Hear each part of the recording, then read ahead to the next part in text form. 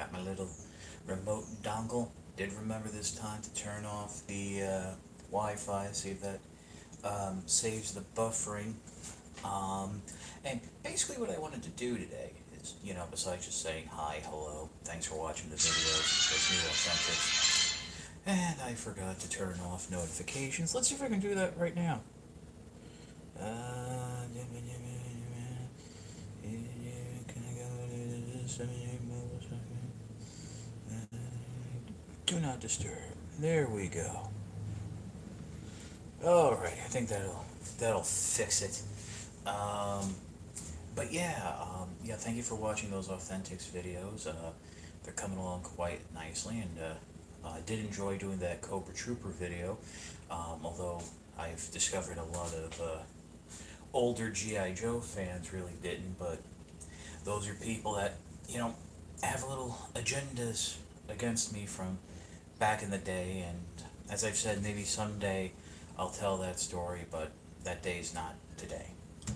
What I do want to talk about is I've been seeing a lot of videos online about why they got this person got into collecting, and I realized I never really discussed that before with you guys, and I figured perfect time, great weather, nice May day, and really my collecting in terms of where I identify as a collector started in the early 2000s. I want to it was after 9/11. I want so it might have been late 2001 to 2002. Now, at that point, I was driving my sister to Toys R Us and Target and stuff like that to pick up, dolls for herself because she was a doll collector. Now, why she got into that, that's her story to tell. I don't know. Now, up until this point, was a few years previous. Actually, no, it had to be like not a few years, maybe like 2 years previous.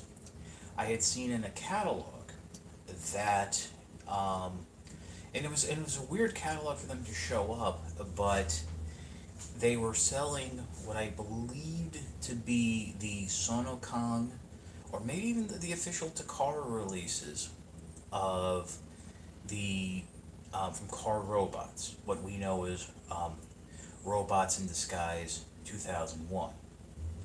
Um, but it was the repaint of Laser Optimus Prime as Scourge, and the um, Combaticons repaint as what was it called? Battle Gia? Not it wasn't Bruticus. It was like I think what was it? Battle Gia, or was Battle Gia the one before? Um, Bruticus, Battle Gia.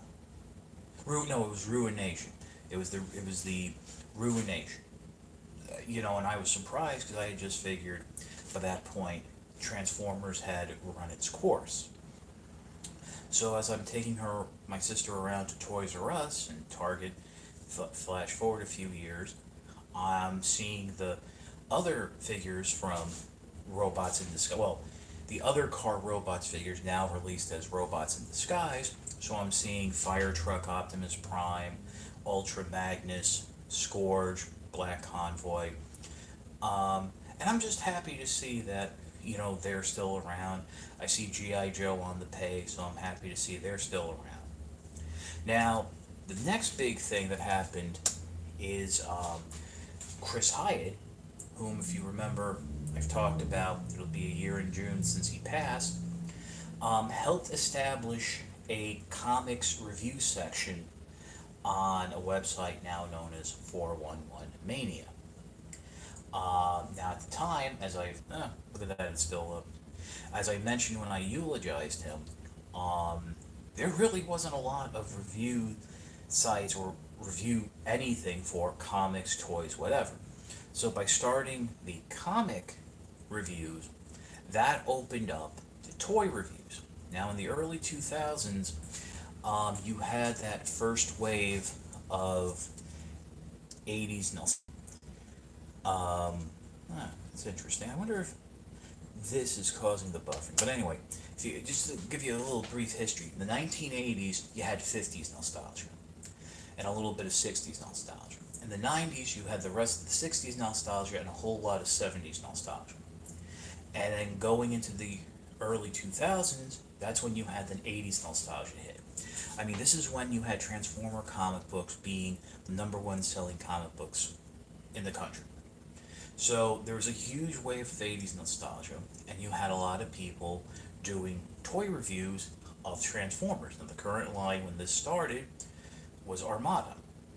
So you figure Robots in Disguise was transitioning out, Armada was coming in. So I'm reading these reviews and I'm hearing just how fantastic these figures are. Very interesting gimmick. So I finally bit the bullet. I went out. I bought a pack of mini cons. It was the Requiem Blaster team, and I got Thundercracker, Armada Thundercracker, which was the repaint of Starscream, and in the show was just referred to as a powered up version of Starscream. And I loved it. And I just really got into it. And I started getting into the Transformers online culture. That's really when I fully learned about the history of Transformers, that there was this Japanese toy line, Diaclone, and it came from all these other toy lines, and Jetfire was the VF-1S from Robotech, and from Macross, and it was, and I just really just dove in. There was the commemorative reissues, so I was getting figures I had and broke, and then I was getting figures I never had but I wanted, and stuff like that. And I was really happy. It was just fantastic, and I thank God. I count my lucky stars. I was able to get a reissue Megatron, without an orange plug. That was I got the Takara book box reissue, and that's a story for a whole nother time about how now you can basically never buy a gun Megatron on eBay ever again. But yeah, so I was able to do that, and that was kind of cool. Um, and that's really, I just started, and from there, I was getting more into the Japanese mecha, and in doing so, I was rediscovering, toys I had that were basically the knockoffs of these real legitimate characters. So I'm learning about, these other anime, you know, uh, Iron, Iron Gideon, Iron Gear, Gideon. I mean, I have a lot of early 2000s, mid 2000s Soul Chogokin. Some of it I've never really even opened. And then, of course, um, Macross, all the reissues, not reissues, but the new releases in the 148 scale of the VF1Ss. So, then, I mean, that was really it. So, what really got me into collecting was seeing the community evolve from comic book reviews to toy reviews and just getting hooked into that. And now that's where we are today, that I'm reviewing and stuff like that. And yes, and I mean, I'm not buying as much as I did, due to cost and stuff. And really, we've seen Transformers re-explode again, from what was essentially now 21 years ago to where we are now. That it's like, you have a couple generations there. You have that generation that grew up with the Cybertron, the Unicron trilogy. That's a whole separate group, and then you have the ones who came in through the movie. And meanwhile, you have the older ones like me who were G1, the vehicles, and then that neo elderly group. I shouldn't call them elderly, but the Beast Wars guys, and we're all cohabitating. So that's basically what got me into collecting. And I just think it was rather remarkable because I'm sure a lot of people got out once they would have an interest, and once that was done, they moved on. Now, so that's it for story time. And what I figure I'd do now, give me a little chance here to play with the tripod, because as I said, this has an automatic gimbal, so I'm rotating this in my hand, and it's actually holding. So I just lost the Bluetooth. See, I don't know if the buffering is turning that off or that's turning the streaming off.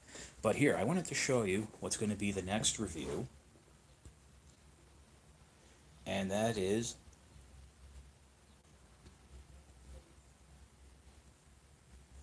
I'm charging it right now. Masters of the Universe Origins Scareglow. I was just able to get the guy off of Amazon. I had ordered him earlier in the month. He was supposed to come much later, but here it is. And yeah, so as you can see, I'm charging him under a light because I'm a child and I like things to glow. You know, they even show you, like, on the packaging, hold it under a light. They show a light bulb. I don't think they intended a LED lamp that I'm plugging in. It's like I'm making sure this is getting the charge going. But yeah, so look forward to that.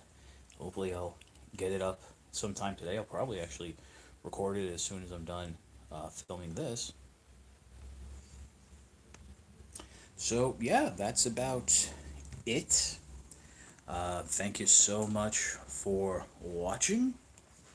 And yeah, it's your old pal Chuck. And I will see you next time.